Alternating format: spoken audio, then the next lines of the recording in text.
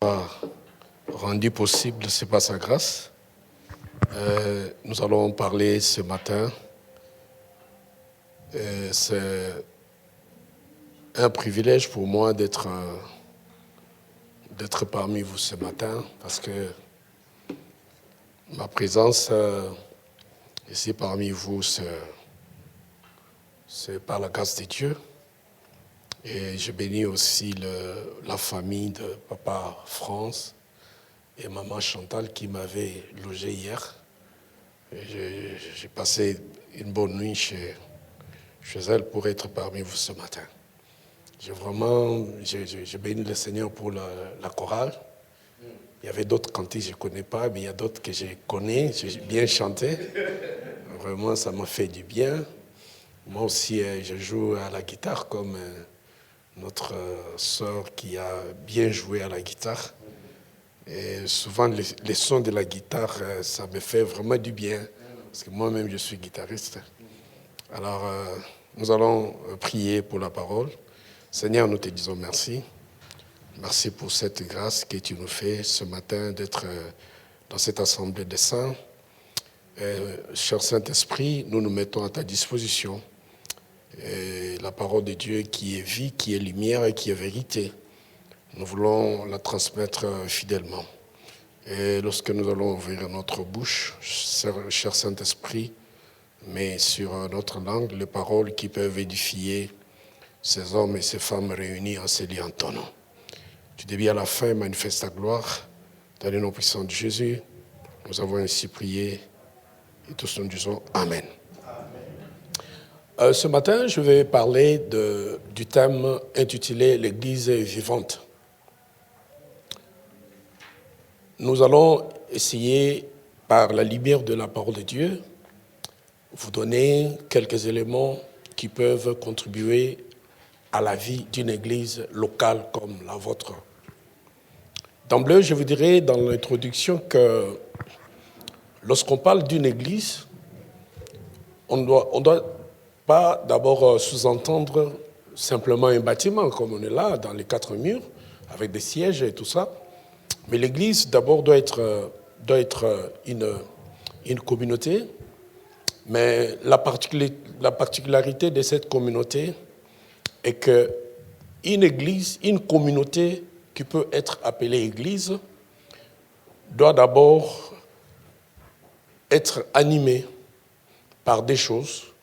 La première des choses, c'est la présence de Dieu. La deuxième des choses, c'est l'action du Saint-Esprit. Parce que on peut avoir des communautés. On peut avoir la communauté des anciens de Lausanne. On peut avoir la communauté de ressortissants de Berne. C'est une communauté, mais qui n'est pas une église. Alors, cette différence que cette communauté-là, elle est différente de l'église parce qu'en son sein, il n'y a pas la présence de Dieu, il n'y a pas l'action du Saint-Esprit. La différence de la communauté église avec d'autres communautés, on peut y trouver ces deux éléments essentiels. Un, c'est la présence de Dieu. Deux, c'est l'action du Saint-Esprit. Parce que là où 2 ou 3 se réunissent au nom de Dieu, c'est ce qu'on appelle l'église, ce qui attire la présence de Dieu. Alors, si dans une communauté, il n'y a pas la présence de Dieu, il n'y a pas l'action du Saint-Esprit, cette communauté-là ne peut pas être qualifiée d'une église. Amen, amen. Ça veut dire que là où il y a la présence de Dieu, le Saint-Esprit agit. Le Saint-Esprit agit. Donc, c'est-à-dire Dieu se manifeste dans une communauté appelée Église par les actions du Saint-Esprit. Dans une Église, le Saint-Esprit donne des révélations. Le Saint-Esprit permet à ce que le don et les grâces s'expriment. Et le Saint-Esprit permet que la puissance de Dieu soit manifestée dans la vie des membres qui composent cette Église. Et dans une Église où il y a l'action du Saint-Esprit, les malades sont guéris, les aveugles voient, le paralytique marche, les sourds entendent, les morts ressuscitent et la parole de Dieu est annoncée avec une grande puissance. Alléluia. Nous allons prendre le premier texte. Le premier texte, c'est tiré des épîtres de l'apôtre Paul aux Éphésiens, Éphésiens 1. On va lire à partir du verset 16 au verset 23. Éphésiens, chapitre 1er, à partir du 16e verset jusqu'au 23e. Je vais lire la parole de Dieu au nom de Jésus. L'apôtre Paul dit ceci: « Je ne cesse de rendre grâce pour vous, faisant mention de vous dans mes prières, afin que le Dieu de notre Seigneur Jésus-Christ, le Père de gloire, vous donne un esprit de sagesse et de révélation dans sa connaissance, et qu'il illumine les yeux de votre cœur pour que vous sachiez quelle est l'espérance qui s'attache à son appel, quelle est la richesse et la gloire de son héritage qu'il réserve aux saints, et quelle est envers nous qui croyons l'infinie grandeur de sa puissance, se manifestant avec efficacité par la vertu de sa force. Il a déployé en Christ, en le ressuscitant de mort, en le faisant asseoir à sa droite dans les lieux célestes, au-dessus de toute domination, de toute autorité, de toute puissance, de toute dignité, et de tout nom qui se peut nommer, non seulement dans le siècle présent, mais encore dans le siècle à venir. Il a tout mis sous ses pieds, il a donné pour chef suprême à l'Église, qui est son corps, la plénitude de celui qui remplit tout en tous. Amen, Église. Est-ce qu'on peut acclamer pour cette parole-là? La première des choses dans ce texte que nous devons retenir est que Dieu, là où il y a son esprit, l'esprit de Dieu donne la sagesse et l'esprit de Dieu donne la révélation dans la connaissance de Dieu. Là où il y a l'action du Saint-Esprit, cette présence communique la sagesse et cette connaissance, cette présence du Saint-Esprit, cette action du Saint-Esprit donne aussi des révélations. C'est la dimension surnaturelle de l'action du Saint-Esprit, c'est donner de la révélation.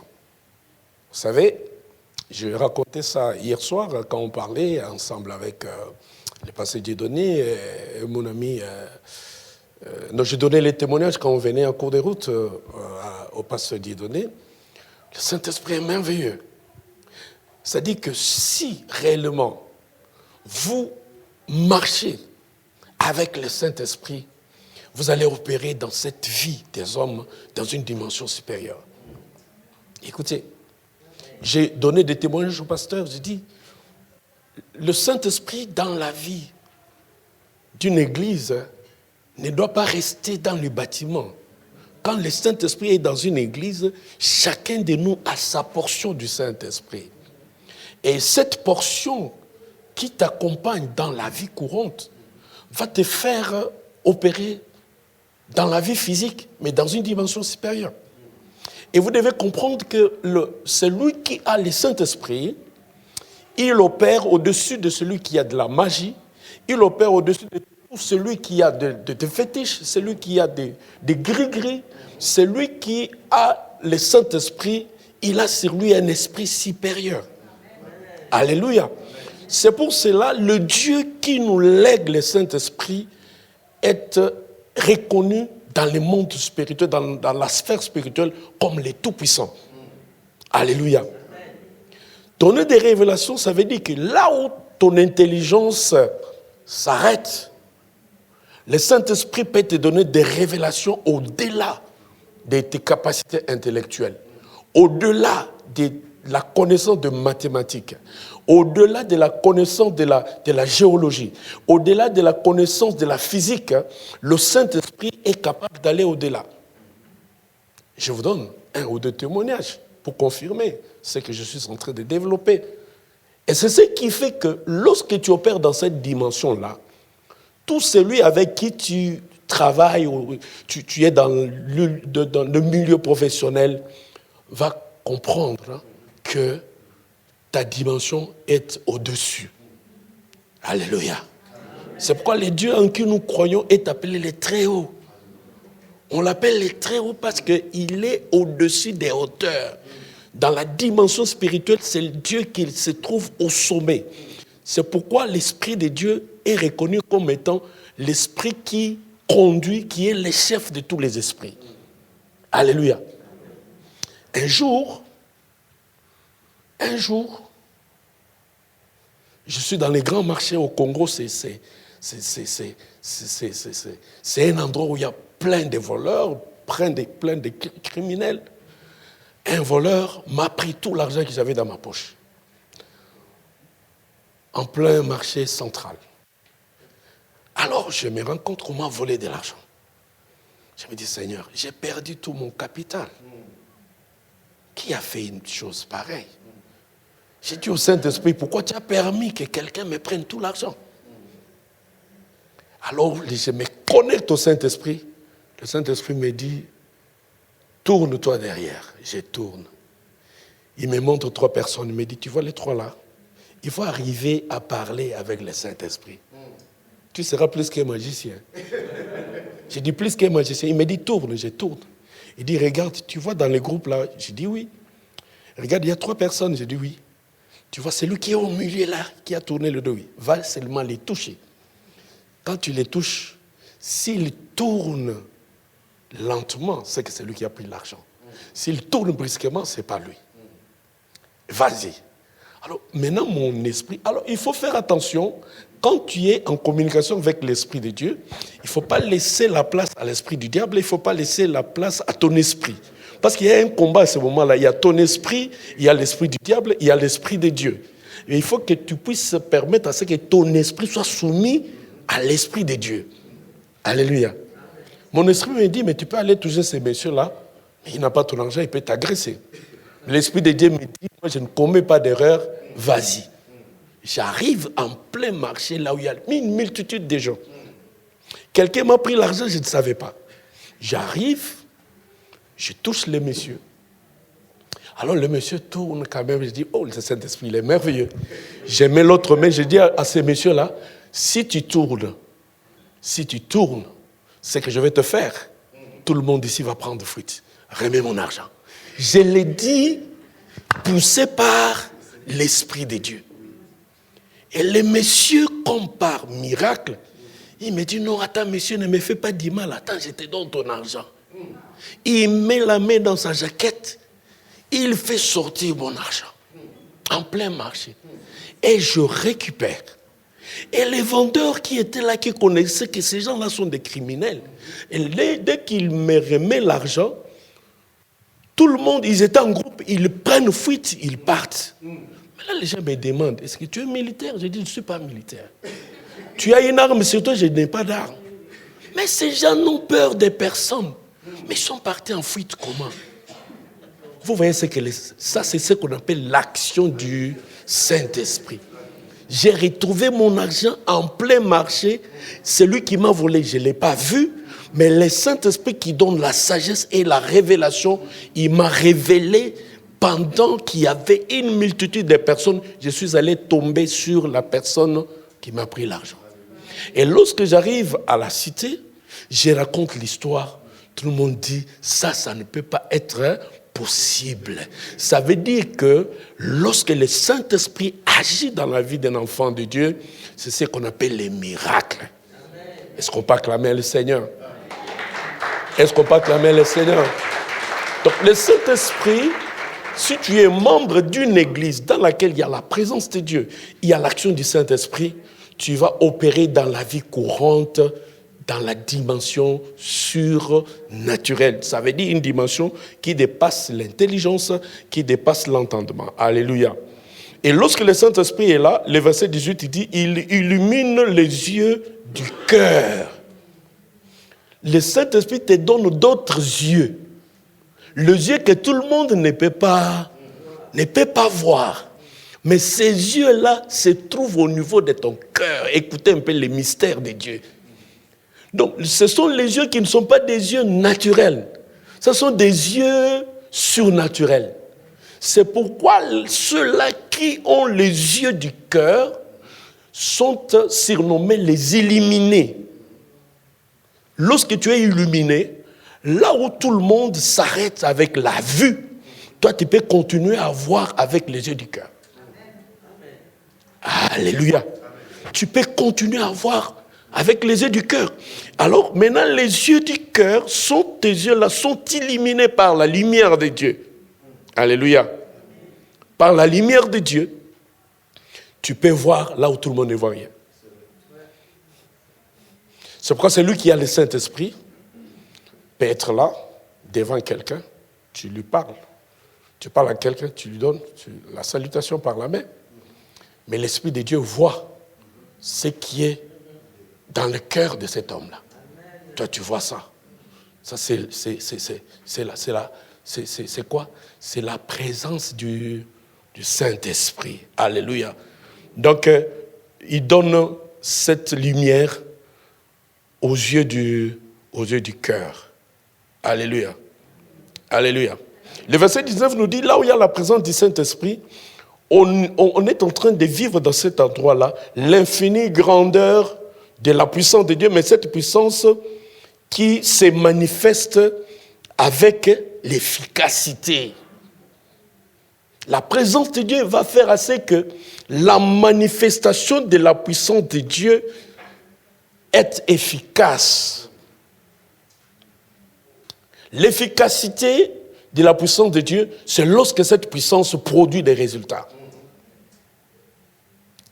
On qualifie quelque chose, on qualifie un médicament de la pharmacie d'être efficace lorsque ces traitements donnent des résultats.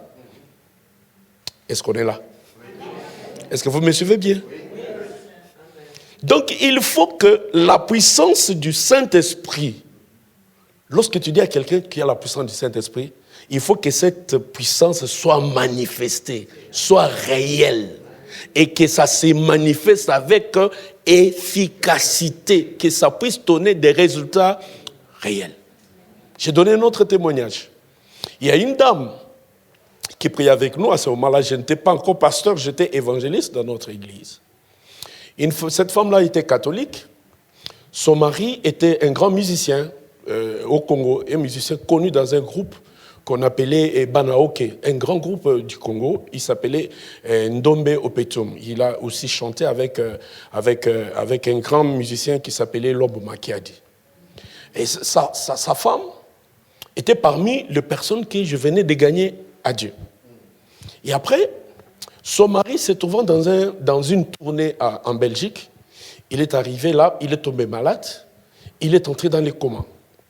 Lorsque le mari est entré dans les comas, cette femme-là est venue me voir pour me dire, nous sommes presque à la rentrée scolaire. Mon mari était parti en tournée musicale en Belgique avec l'ex-président, le président Kabila. Et on leur avait donné de l'argent, mais mon mari est tombé malade, il est dans le coma, pasteur. Je voudrais que tu puisses prier pour lui. J'ai dit à la femme, il se trouve où? Non, il est en Belgique. J'ai dit non, allons à la cabine, parce que là au Congo, à un moment là, il n'y avait pas encore de téléphone portable. Je suis allé à la cabine pour payer 2 minutes de communication pour que je prie pour cet homme-là. Alors j'ai demandé au Saint-Esprit, qu'est-ce que je peux faire? Le Saint-Esprit me dit, dis à la dame que tu appelles son mari, mais qu'on prenne le téléphone, qu'on mette, même s'il est dans le coma, qu'on mette le téléphone à son oreille et que tu pries pour lui. J'ai dit à la dame, est-ce que tu as un peu? Non, j'ai de l'argent, je peux payer seulement 2 minutes de communication. J'ai dit, ok, allons à la cabine. Lorsque j'arrive, je demande, est-ce que le mari, il est en coma maintenant? Comment on va parler avec lui? Il dit, non, le téléphone se trouve auprès des infirmières. J'ai dit, non, je vais appeler l'infirmière, je vais lui demander de mettre le téléphone à l'oreille du monsieur pour que je prie. J'appelle, je dis à l'infirmière, est-ce que je peux prier, mais prends le téléphone, mets à l'oreille de monsieur qui est dans les comas. j'ai dit une chose. J'ai dit à Dieu, Seigneur, cette femme, elle vient de croire. Elle vient de quitter l'église catholique. Mais je veux que tu manifestes ta puissance. Que son mari sorte de ses comas pour que cette femme puisse croire que nous lui avons annoncé un Dieu vrai. Et j'ai fini ma prière. Au téléphone. 2 minutes. Et après, dans les minutes qui suivent, les infirmières voient celui qui était dans le coma se réveiller. Il se réveille, il demande qui était venu prier pour moi ici. Et les infirmiers étaient étonnés de voir que celui qui était dans le coma depuis 3 ou 4 jours, il a parlé. Il dit, quelqu'un est venu prier. Il dit, non. Il y a quelqu'un, ta femme m'a appelé à partir du Congo, mais il y a quelqu'un qui a prié pour ton téléphone. Le monsieur dit, non. Moi, quelqu'un était ici, dans la salle, dans la chambre. Quelqu'un a prié pour moi ici. Et je cherche à voir ce monsieur-là. On lui dit, non, monsieur, il n'était pas ici. Il dit, non, moi, j'ai vu quelqu'un qui est venu prier. Vous voyez la manifestation de l'efficacité de l'action du Saint-Esprit. Donc, tu pries au téléphone à plusieurs kilomètres, mais la personne pour qui tu pries te voit dans la salle. Et tu es présent au prix. Et 20 minutes après, celui qui était dans le coma se réveille. Il pose les questions. Après, il demande, non, moi je vais aller me soulager moi-même. Enlever, s'il y avait des sondes, des produits qu'on injectait. Il dit non, enlever tout ça. Alors, les dames sont allées vite appeler le médecin pour lui dire non, le monsieur qui était dans le coma, il s'est réveillé, il est assis sur le lit, il va se déplacer, il va aller se soulager. Le médecin arrive, il dit, oh, qu'est-ce qui s'est passé? Monsieur, qu'est-ce qui s'est passé? Non, il y a quelqu'un qui vient de prier pour moi. Et après la prière, je trouve que je me suis réveillé. Alors, il dit non, il n'y a personne qui est venu. Il dit non, quelqu'un est venu. Et après, il dit non, enlevez tout ce que vous avez mis. On enlève, on l'amène au labo maintenant pour faire des examens. On fait les examens, on dit, il n'y a plus rien. J'ai prié à 20h et à 22h, le monsieur était déjà à la maison. Et un culte de jeudi, comme c'est votre culte, c'était le culte de prière, la dame qui était venue le mardi en pleurant, elle est venue à l'église 2 heures avant pour m'attendre. Quand j'arrive, la personne qui était venue en pleurant, elle vient m'accueillir. Elle dit, l'homme de Dieu, le même jour, écoute, le Saint-Esprit, c'est un esprit des actes réels. Il mène les actions ici et maintenant. C'est lui qui te dit que Dieu n'agit pas, c'est qu'il ne connaît pas le vrai Dieu. Le vrai Dieu, c'est un Dieu de maintenant. Et comme je suis en train de prêcher là, tout celui qui a un problème, que l'action du Saint-Esprit agisse dans ta vie et que la gloire de Dieu, la puissance de Dieu se manifeste avec efficacité. Alléluia. La dame me dit, mon mari est à la maison. Il est sorti le même jour de l'hôpital. Et il va bien. Alléluia. Et vous savez que ça fait du bien lorsque tu es avec Dieu et que Dieu fait des miracles dans la vie des gens. Ça te donne aussi le courage de continuer et de le servir. Si vous nous voyez aujourd'hui servir Dieu, si je commence à vous donner les témoignages, on va faire 3 mois. Et ça ne va pas finir. Quand vous me voyez prendre le micro, parler de Dieu, ma vie, c'est une vie de miracles. Je suis un enfant d'un policier, mal payé. Je sors d'une famille modeste. Si aujourd'hui je me trouve devant vous, en train de prêcher en Europe, en Suisse, devant une communauté multiculturelle. Moi-même là, je suis le témoignage de l'action du Saint-Esprit. Alléluia. Donc là où il y a le Saint-Esprit, la puissance de Dieu est manifestée. Alléluia. Avec efficacité. Et il a déployé tout ça en Christ. Comment il a déployé? Il a commencé d'abord par ressusciter Christ des morts, et en le faisant asseoir à sa droite dans les lieux célestes. Ce qui fait la différence entre le christianisme et d'autres religions, c'est la résurrection. C'est la résurrection. Notre Seigneur, c'est le seul qui est le ressuscité d'entre les morts. C'est le seul qui est le ressuscité. Donc la particularité du christianisme, la différence, c'est la résurrection. Parce que tout le monde se limite par la mort. Mais au moins avec Christ, il est entré dans le séjour des morts et 3 jours, il est ressorti vivant. Amen. Alléluia. Il l'a fait avec Lazare. Lazare est mort, enterré, 4 jours. Sa famille a déclaré qu'il sentait déjà mauvais. Mais Christ a posé seulement la question, même s'il sent mauvais, où l'avez-vous mis? Ils ont dit, viens et vois. Et lorsque Christ arrive, il trouve que Lazare était déjà dans les tombeaux. Et lorsqu'il est arrivé, il n'a pas prié. Il dit, j'ai prié, je rends grâce à Dieu, ce n'est pas à cause de moi, mais c'est à cause de vous. J'ai dit seulement, Lazare, sort. Et Lazare est sorti vivant. C'est ça la différence, la résurrection. Si quelqu'un te pose la question, quelle est la différence entre le christianisme et le bouddhisme, le christianisme et l'islam, tu dis, nous, la différence, c'est la résurrection. Si Christ n'était pas ressuscité des morts, notre religion serait semblable à toutes les religions. Mais nous faisons la différence parce que la résurrection, c'est notre particularité.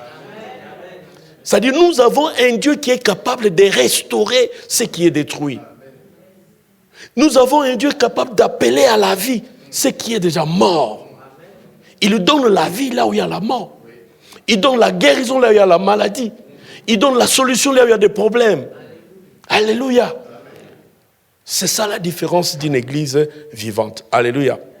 Alors, je vais aller maintenant dans une autre dimension. J'ai donné maintenant la dimension de Dieu dans une église vivante. Pendant quelques minutes, je vais vous donner la dimension aussi des hommes.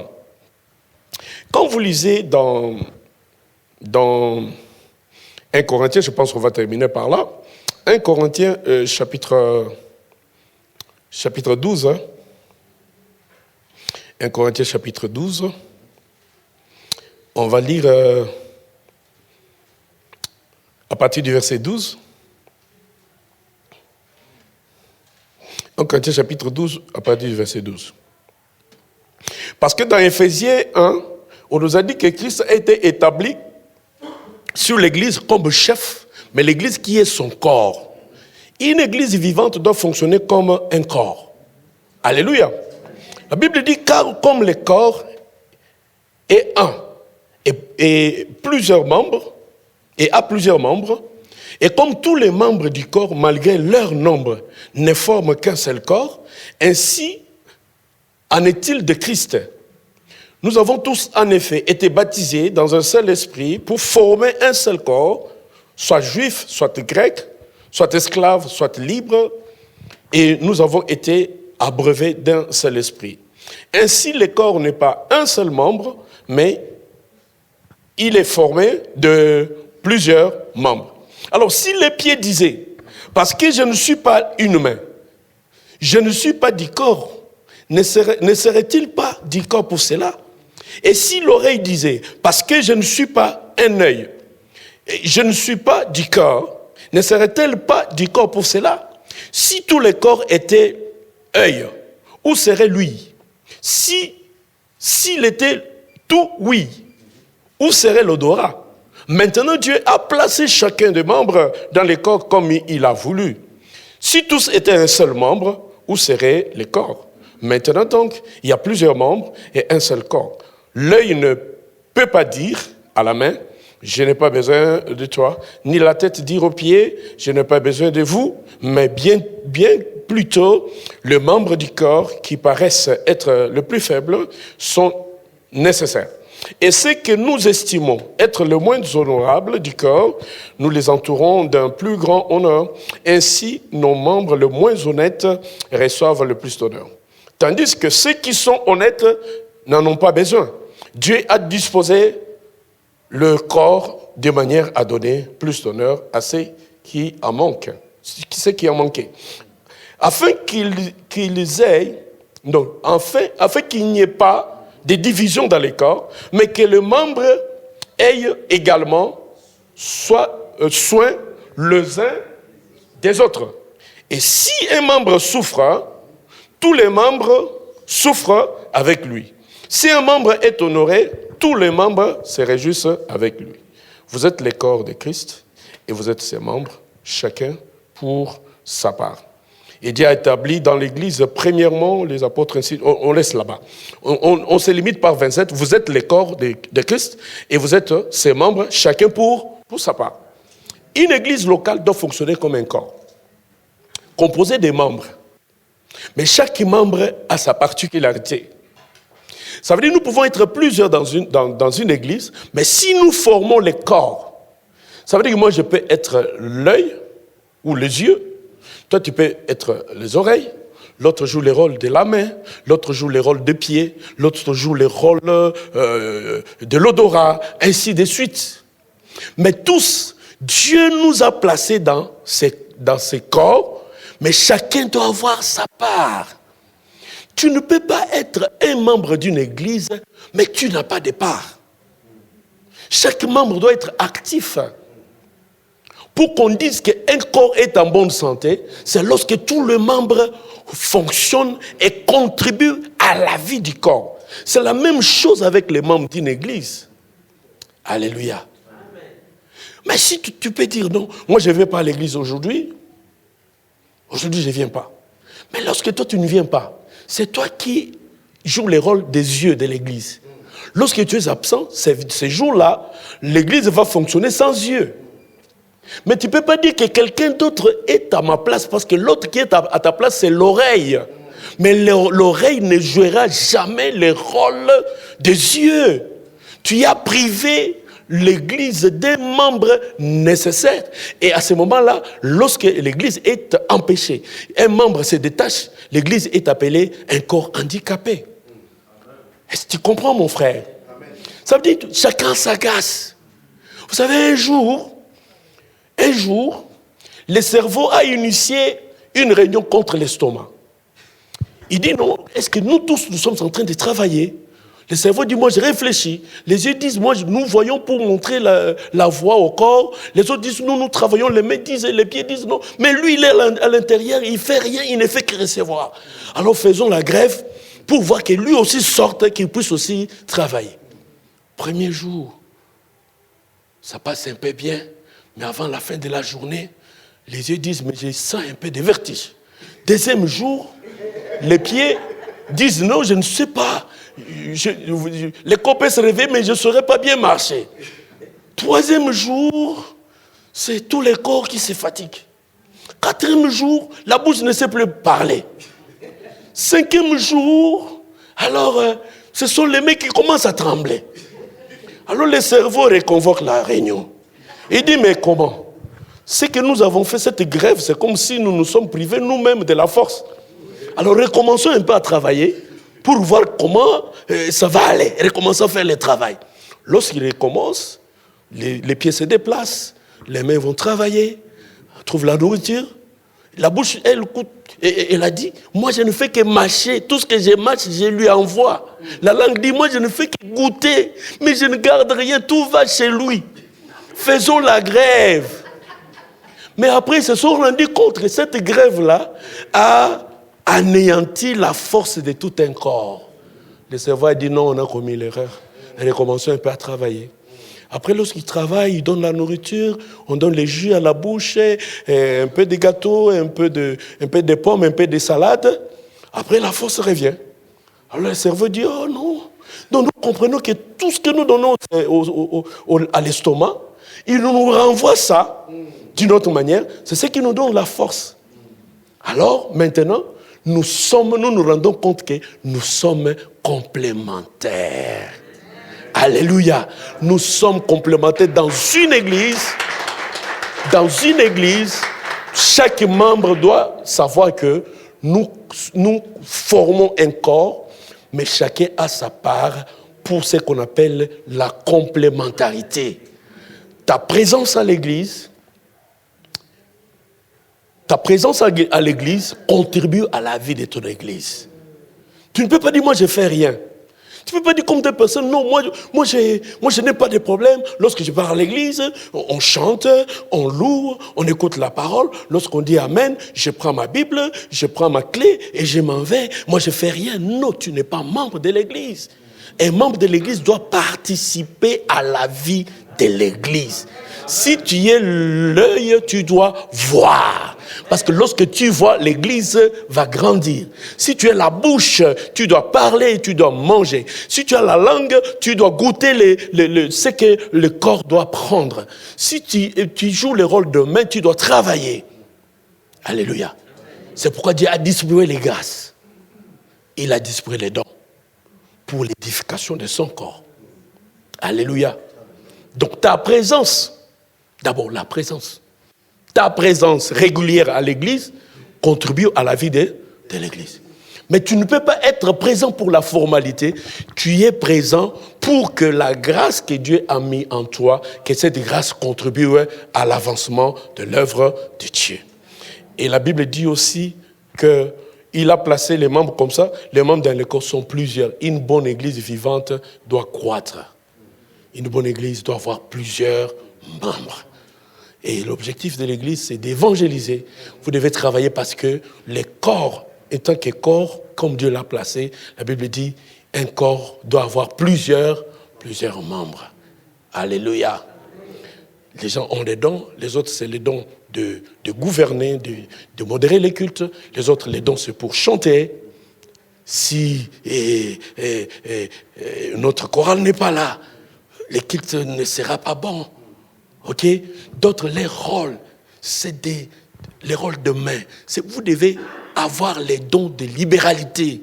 Donc toi, tu es là, tu ne sais pas prier, tu ne sais pas évangéliser, mais Dieu t'a placé dans l'église pour que tu ne fasses que donner. Donc c'est les dons de la libéralité qui contribuent à l'avancement de l'église. Tu ne peux pas te dire que si moi je ne donne pas, quelqu'un d'autre va donner. Non, l'autre va chanter. L'autre va intercéder, mais toi, Dieu t'a placé à l'église pour donner. C'est ton rôle, c'est ton don, c'est ta particularité. Et toutefois, chaque fois que tu ne donnes pas, tu sens que ton cœur n'est pas tranquille. Sache que c'est ton don. Chaque fois que tu fais quelque chose de bien à l'église, tu donnes de l'argent à l'église, tu donnes des biens à l'église, tu sens que ton cœur est dans la joie, il faut que tu comprennes que ça, c'est les dons que Dieu m'a donnés. Alléluia. Alléluia. Alléluia. Alléluia. Sachons que une église n'est pas les bâtiments. Une église est un corps qui est composé de membres. Et Dieu a placé chaque membre dans son église pour que chacun puisse avoir sa part. Pose la question à celui qui est à côté de toi. Quelle est ta part dans cette église? Pose la question. Quelle est ta part? Demande-lui. Toi, tu joues quel rôle? Quelle est ta part? Si tu es membre, tu dois avoir une part. Alléluia. Alors mets la main sur le cœur. Mets la main sur le cœur. On a fini. Mets la main sur le cœur. Mets la main sur le cœur. On peut prier. Chacun prie. Chacun prie. Je vais vous aider à prier. Tu peux dire Seigneur Jésus avec la main sur le cœur. Avec la main sur le cœur. Dis Seigneur Jésus. Je te bénis. Parce qu'en ces jours, je viens d'apprendre et de comprendre que c'est toi qui m'as placé comme membre dans ce corps qui est ton église. Donne-moi la capacité de découvrir les dons et la grâce que tu as placés à moi pour que cette révélation me pousse à mettre ma grâce et mon don à la disposition de ce corps qui est l'Église pour contribuer efficacement à sa vie et à sa croissance. Au nom de Jésus. Amen. Amen. Amen. Que Dieu vous bénisse.